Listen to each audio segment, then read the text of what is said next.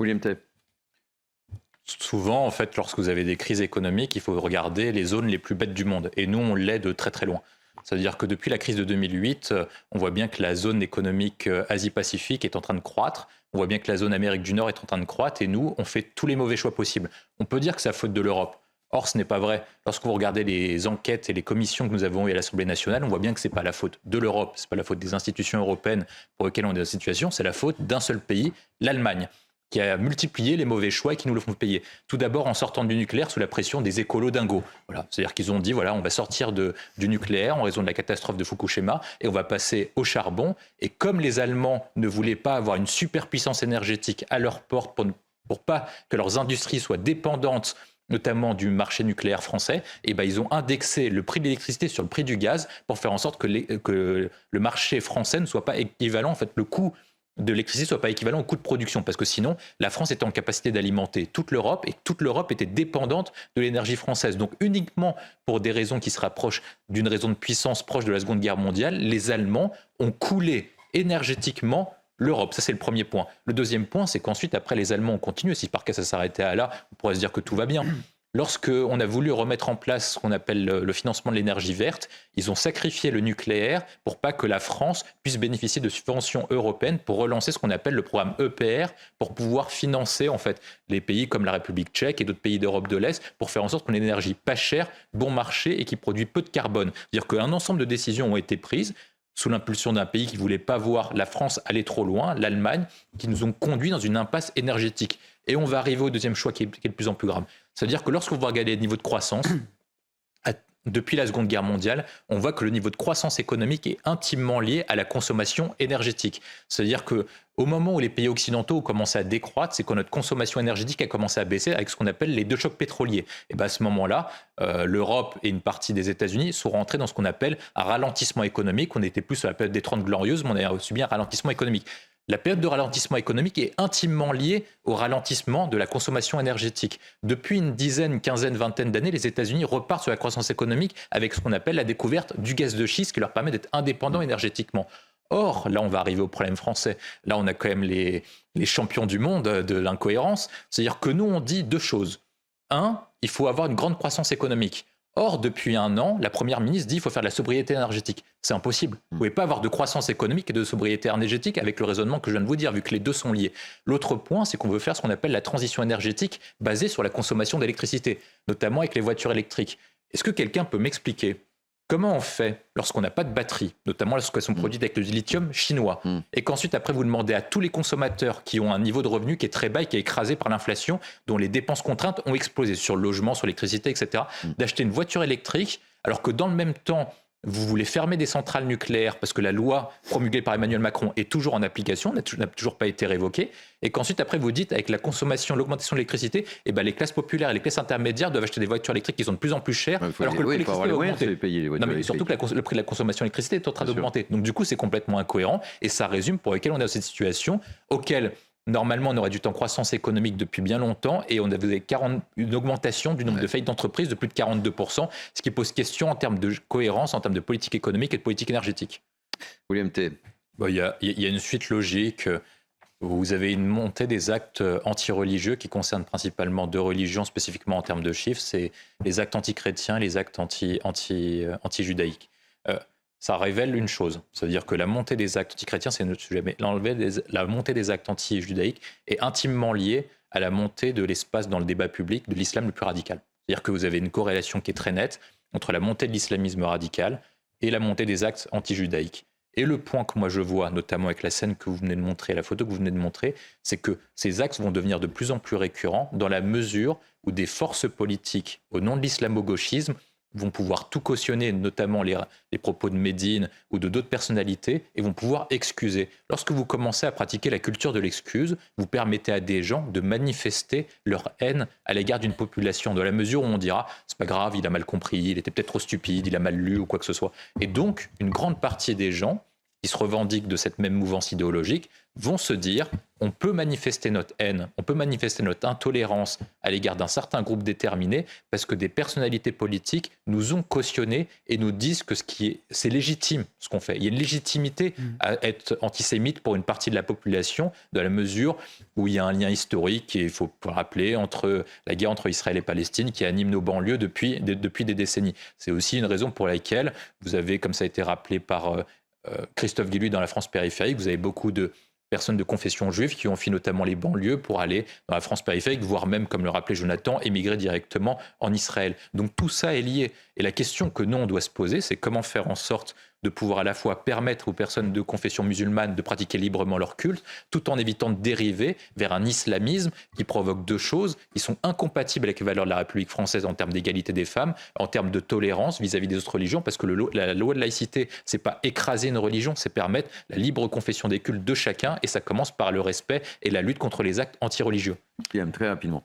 Alors dessus, on voit bien qu'il y a une montée des actes antichrétiens depuis une quinzaine, vingtaine... Je dirais depuis le 11 septembre 2001. Voilà, je vais mettre à peu près ça, qui sera à peu près le bon point de départ des actes antichrétiens dans cette région du monde, que ce soit au Moyen-Orient et dans la zone d'Asie mineure, et également en Afrique subsaharienne. C'est intimement lié à la montée de l'islam le plus radical. C'est-à-dire que vous avez un islam radical qui ne peut exister que dans l'intolérance et vis-à-vis de la suppression de fait des autres minorités religieuses. C'est à peu près une des doctrines. L'autre point que je vois, c'est quelle attitude nous on souhaite mener. Le Pakistan est un pays souverain. C'est eux qui décident de comment ils mènent justice. De la même manière, moi j'avais été choqué quand Erdogan avait transformé la basilique de Sainte-Sophie en mosquée. Évidemment, la Turquie est un acte souverain. Cependant, la France a une double position à tenir. Une position vis-à-vis de nos frères chrétiens d'Orient qui sont persécutés depuis une dizaine d'années, auxquels il faut leur porter assistance, et aussi en termes, parce qu'en fait, on est le seul pays maintenant à pouvoir porter un message universel. Comme vous l'avez rappelé, le pape François ne le fait plus. Les États-Unis ont décidé de se retirer de cette région du monde. Donc, tout le devoir de droit de l'homme universel et même de la défense des chrétiens d'Orient ne peut incomber qu'à la France. On est le seul pays à pouvoir le faire. On est le seul pays à pouvoir porter un message diplomatique à l'attention de ces pays-là. On peut dire à Erdogan, ça suffit. On peut dire également au Pakistan, si vous continuez comme ça, la France peut rompre ses liens diplomatiques. Et si par cas on ne porte pas un message offensif, ils continueront à le faire. On voit bien aussi que vis-à-vis de ces pays-là, et je terminerai dessus, on voit bien qu'ils ont une attitude qui est double. Évidemment qu'ils défendent leur minorité religieuse, mais on n'a jamais vu le Pakistan, la Turquie ou tous les pays pro-musulmans et pro-islam avoir un message de fermeté à l'égard des Ouïghours ou à visage de la Chine de Xi Jinping. Donc on voit bien que ce qui marche contre eux, c'est la fermeté. Si par cas, on souhaite défendre les chrétiens et les minorités religieuses, on est en capacité de le faire. Il faut juste du courage politique et il est temps que Macron se réveille dessus. Il y a deux points qui sont intéressants et pour une fois, je trouve que Jean-Luc Mélenchon ne raconte pas que des choses un peu bébêtes. Sur ce qu'il dit sur Nicolas Sarkozy et sur la Russie, j'ai vu que le président Sarkozy avait subi beaucoup de critiques en raison de son point de vue. Moi, je dirais juste un mot. Je peux comprendre que des gens soient choqués, notamment lorsque vous défendez l'Ukraine, mais concrètement, quelle est la solution de sortie de crise pour que l'Ukraine batte la Russie ? C'est-à-dire qu'il faut aider, moi c'est la question que je pose depuis 1 an et demi, c'est-à-dire que pour que l'Ukraine batte la Russie, il faut changer le rapport de force, soit donner plus d'armes et transformer notre économie en économie de guerre, soit intervenir militairement, donc que l'OTAN interviennent en Ukraine et battent militairement la Russie. Ça, c'est le premier point, donc comme ça permet de régler la première question. Le deuxième point qui pose notamment sur Marine Le Pen est plus ambigu, parce qu'en fait, je ne suis pas sûr que Nicolas Sarkozy ait exactement dit ça. Ce que Nicolas Sarkozy a dit, c'est que la victoire de Marine Le Pen est possible, dans la mesure où Marine Le Pen a été dédiabolisée. Mais Marine Le Pen a été dédiabolisée non pas en raison de son action, ça fait depuis 2012 qu'elle essaie de se dédiaboliser. Elle était dédiabolisée parce que vous avez un personnage qui allait beaucoup plus loin qu'elle, notamment sur beaucoup de questions sur la sécurité, sur l'immigration. Sarkozy, elle a progressé, elle connaît mieux les dossiers, etc. Elle connaît mieux les dossiers. Moi, je ne suis pas totalement certain, parce que quand vous regardez le débat 2017 et 2022, moi j'ai tout suivi, donc vraiment les 6 heures de débat, et j'ai pas trouvé une fulgurante. En fait, elle fait moins d'erreurs, c'est-à-dire qu'elle raconte moins de conneries. Mais c'est pas pour autant qu'elle connaît mieux les sujets. Parce qu'en fait, elle évite de parler. Quand vous parlez sur les questions de politique économique, sur les questions de politique de l'emploi, sur les questions de l'intégration de la France dans l'Union européenne, sa vision de la France par rapport au monde, on a vu qu'en 5 ans, elle n'a pas réussi à progresser. Et je vais illustrer par un exemple. Alors que beaucoup d'électeurs de droite et beaucoup d'électeurs du centre pouvaient éventuellement se reporter sur elle au second tour, on a vu qu'entre le moment l'arrivée au premier tour, le soir du premier tour, les sondages mettaient Macron-Le Pen 51, 48,5 à peu près. Et au fur et à mesure, et notamment après le débat, elle a commencé à chuter parce que beaucoup d'électeurs, notamment sur les questions de dette, sur les questions de politique économique, sur les questions de connaissance des entreprises, ont vu qu'elle était clairement limitée. Je pense qu'en tout cas, les 5 ans ne lui ont pas permis de montrer une très grande connaissance des enjeux. Elle est beaucoup mieux en termes de positionnement. Son positionnement, tactiquement, elle est plus intelligente. Elle sait se positionner. Elle sait par exemple qu'il ne faut pas parler, notamment elle laisse parler Mélenchon pour gagner des points. Ça, elle sait très bien le faire. Pour autant, je ne suis pas sûr que depuis la première élection face à Macron en 2017, je ne suis pas sûr qu'elle ait montré qu'elle connaissait mieux davantage des affaires de l'État, etc. En tout cas, sur aucun sujet, j'ai vu un approfondissement des connaissances et des enjeux. On y reviendra, mon cher Nathan. Il y a plusieurs points à prendre en compte. Est-ce qu'il faut donner plus de pouvoir aux décisions les plus proches des gens, ce qu'on appelle le principe de subsidiarité, d'être au plus proche des contacts des citoyens? Évidemment, ce serait mieux. Cependant, il y a quand même plusieurs limites à ça. C'est-à-dire que si par cas vous donnez plus de pouvoir aux collectivités territoriales, c'est au détriment de quelqu'un. Donc c'est au détriment de l'État. Or, l'État est actuellement fait face à de nombreuses difficultés, parce que qui dit transfert de pouvoir dit transfert financier. Or, on voit bien que sur les problématiques que nous rencontrons actuellement, on a des problèmes de recrutement dans l'éducation nationale, on a des problèmes de recrutement dans la police, on a des problèmes de recrutement dans la justice, on a des problèmes de budget au niveau de la santé, on a des problèmes de budget en fait, un peu partout. En fait. Il n'y a pas trop d'endroits qui sont préservés, sur le patrimoine aussi. Donc, il y a un budget d'État. Donc, si par cas vous transférez le budget de l'État aux collectivités territoriales, il faut dire quel budget vous supprimez. Est-ce que vous supprimez une partie de l'éducation nationale? Est-ce que vous transférez l'éducation nationale pour le faire au local? Est-ce que vous transférez une partie des moyens de la santé au niveau local? Est-ce que vous transférez une partie du budget de la sécurité au niveau de la police municipale? C'est des questions qui se posent. Moi, je pense que l'État est déjà...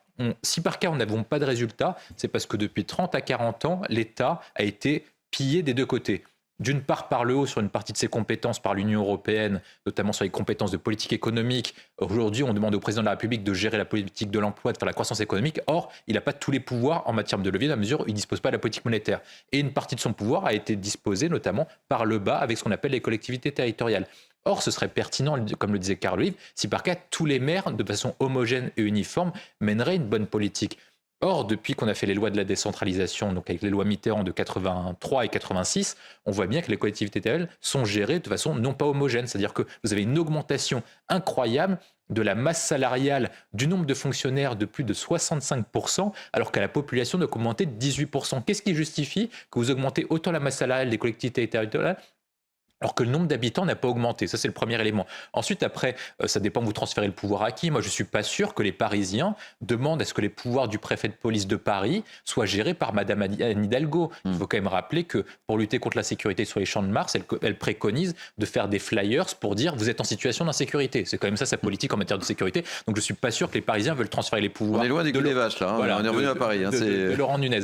Ensuite, après, sur les questions de c'est un gros virage, ouais, là, vous prenez. De politique, on va même prendre les autres villes. Est-ce que vous voulez qu'à Lyon, ce soit l'État qui gère la sécurité ou est-ce que vous voulez que ce soit Grégory Doucet?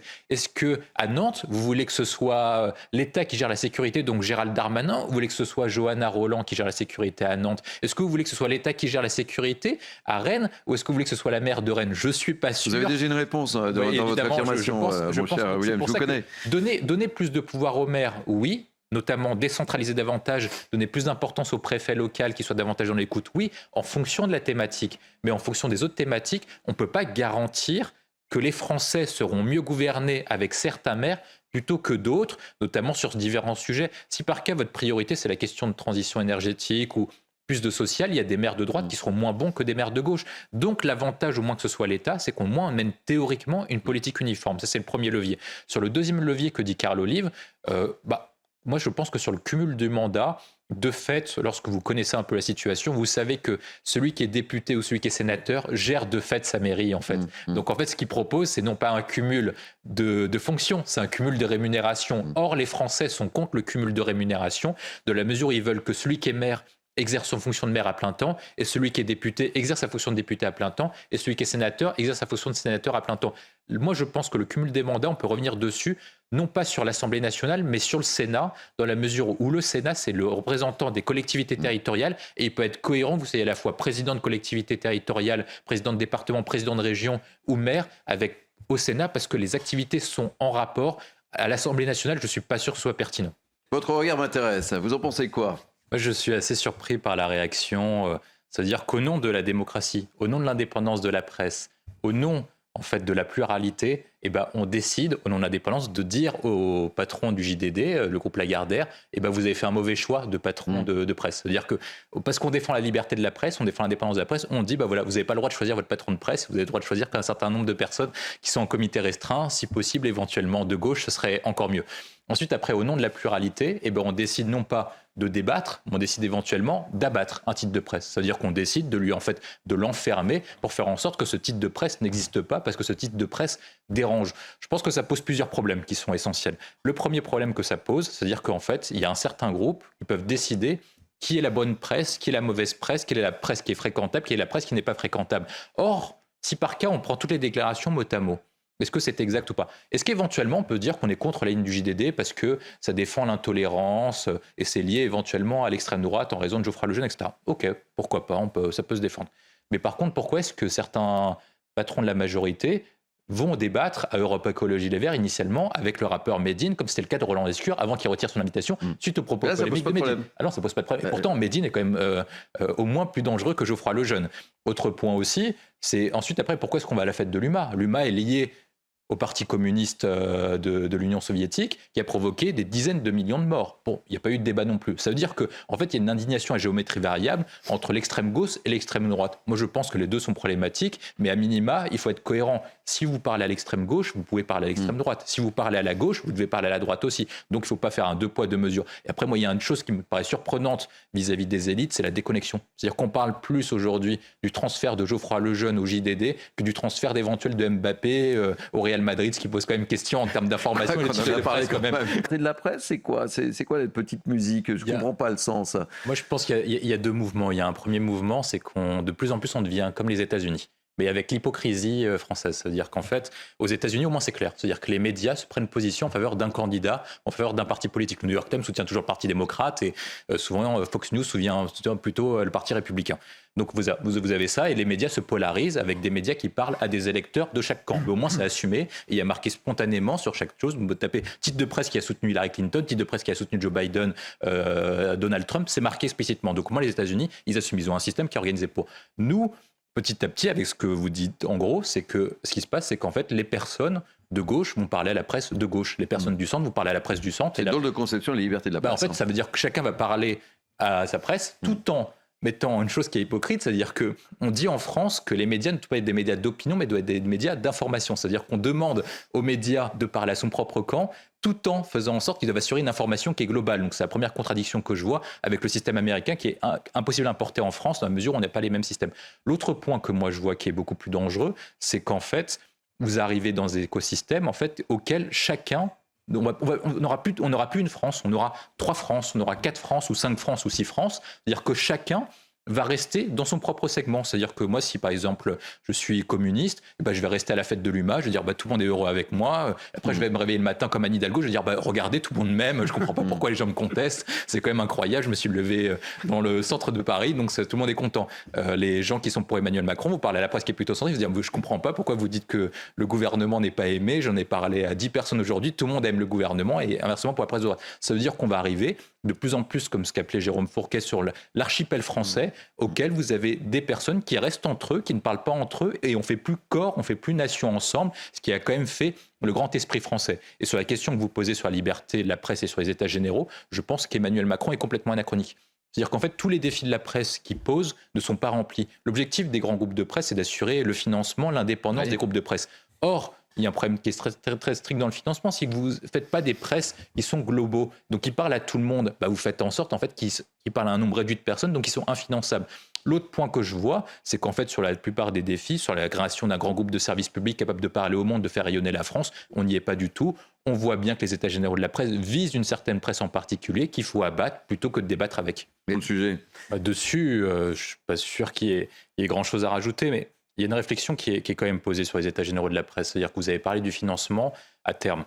Moi, ce que j'ai compris... plein de chaînes qui sont financées par des groupes privés. Je viens d'un groupe, moi, qui était financé par un groupe industriel. J'y suis resté très longtemps. J'ai exercé mon métier en toute liberté. Mais on peut se dire... Et ça nous a donné les moyens aussi. Il ne faut pas l'oublier. Sur le financement, moi, je pense que le financement doit être posé sur les doubles. C'est-à-dire comment et le financement privé, est-ce qu'il doit y avoir un organisme de contrôle ou pas qui autorise les achats? Moi, je suis contre. Le deuxième point, c'est les questions de financement public. C'est-à-dire que je crois que les groupes de presse écrites reçoivent des financements publics, mais on ne connaît pas les règles de calcul.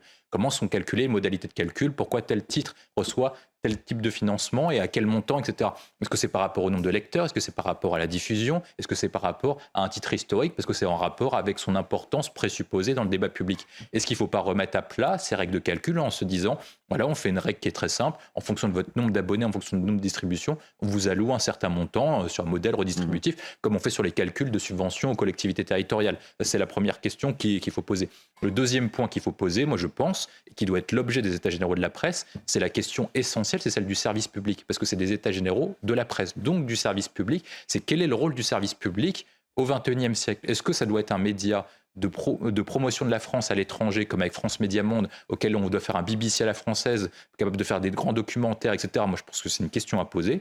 Et après, moi, il y a un troisième point que je trouverais intéressant, c'est comment faire en sorte de ne pas arriver sur le modèle américain, d'avoir une multitude de presse, mais plutôt de faire en sorte de pouvoir organiser le débat public pour faire en sorte que la pluralité de la presse et l'indépendance de la presse soient assurées, parce qu'on ne peut pas avoir, comme le disait Nathan Dever, un monde où vous n'avez pas la même actualité en fonction de quel journal vous voyez, et de ne pas avoir des mondes différents. Moi, je prends un exemple. Quand vous prenez le monde des États-Unis, quand vous êtes supporter de Donald Trump, vous pensez que l'élection a été volée à 70% des électeurs républicains. Quand vous êtes électeur de démocrate, vous pensez que Donald Trump est le pire des criminels pour 90% des électeurs démocrates. C'est-à-dire que vous mettez une personne, c'était Facebook qui avait le test, en fonction de la personnalité que vous voyez, de vous êtes, si vous êtes démocrate ou républicain, vous ne vivez absolument pas les mêmes mondes en termes d'imposition, en termes de vision du monde, en termes de quelle représentation, est-ce qu'il y a de la délinquance ou pas dans votre société, et on ne peut pas à terme de ne pas avoir une telle déconnexion entre deux personnes qui vivent d'un même pays, qui n'ont pas la même vision du réel. Et ce qui